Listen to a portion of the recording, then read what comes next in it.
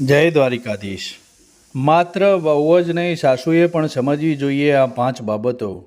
કહેવાય છે કે સાસુ વહુનો સંબંધ દુનિયામાં સૌથી અલગ તેમજ અનમોલ હોય છે।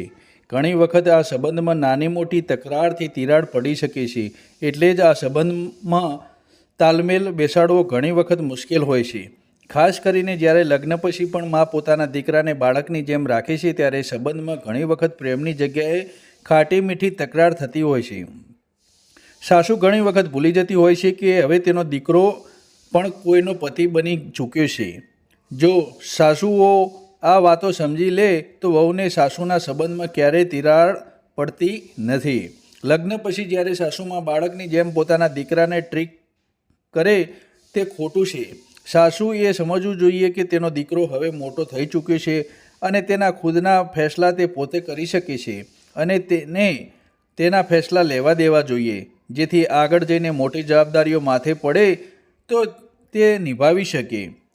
પતિ પત્નીના સંબંધમાં નાના મોટા ઝઘડાઓ થતા રહેતા હોય છે, પરંતુ સાસુએ સમજીને રહેવું જોઈએ, કારણ કે લગભગ દરેક પતિ પત્ની વચ્ચે નાના મોટા ઝઘડા થતા રહે છે।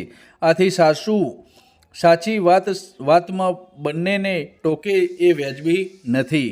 પોતાના ઘરને છોડીને સસરામાં રહેવું તે આસાન કામ નથી।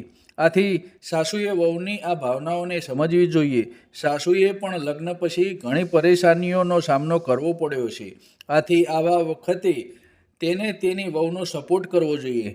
ઘણી ખરી સાસુઓને લાગતું હોય છે કે લગ્ન પછી દીકરા પોતાની મા વિશે વિચારવાનું બંધ કરી દે છે, જેના કારણે પણ ઘણી વખત તેના સંબંધોમાં તિરાડ પડવા લાગે છે। પરંતુ સાસુએ એ વાત સમજવી જોઈએ કે માતાની જગ્યા કોઈ લઈ શકે નહીં। લગ્ન પછી પણ દીકરો પોતાની મા સાથે એટલો જ પ્રેમ કરતો હોય છે જે લગ્ન પહેલાં કરતો હોય છે। જેમ જેમ સમય બદલાઈ રહ્યો છે તેવી જ રીતની આજના સમયે ઘરની જવાબદારીઓ પતિ પત્ની એકબીજામાં બાંટી લેતા હોય છે। આવામાં સાસુએ સમજવું જોઈએ કે પોતાના દીકરાની જેમ વહુને પણ નવી જવાબદારીઓને સાંભળવા આપવી જોઈએ।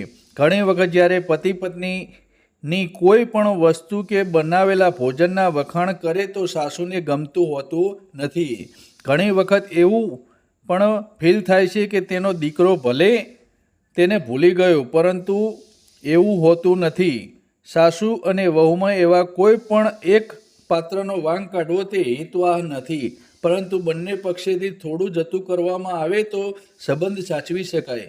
આથી સાસુ અને વહુને પોતાના સુધારવા હોય તો બંને એકબીજાને અનુરૂપ થઈને રહેવું પડે, તો જ સંબંધમાં સુધારો આવી શકે। મિત્રો, તમને અમારી આ વાર્તા ગમી હોય તો ચેનલને સબસ્ક્રાઈબ કરજો। કોમેન્ટમાં જય દ્વારિકાધીશ લખવાનું ભૂલતા નહીં। જય દ્વારિકાધીશ।